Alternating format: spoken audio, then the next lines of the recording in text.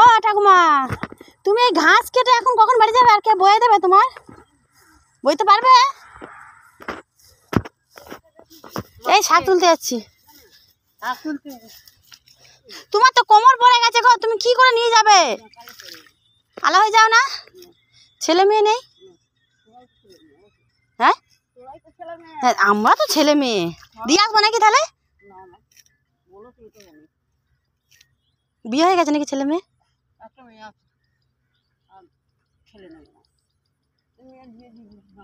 তাহলে ছাগল না গরুর জন্য? তা খড় কেন নি? কেন ঘাস কাটতে এসছো?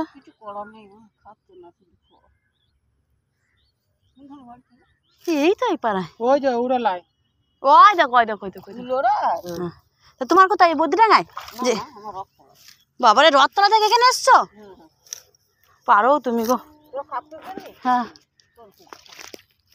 না পারলে বলবে দিয়ে আসবো হাফ রাস্তা। কলমি শাক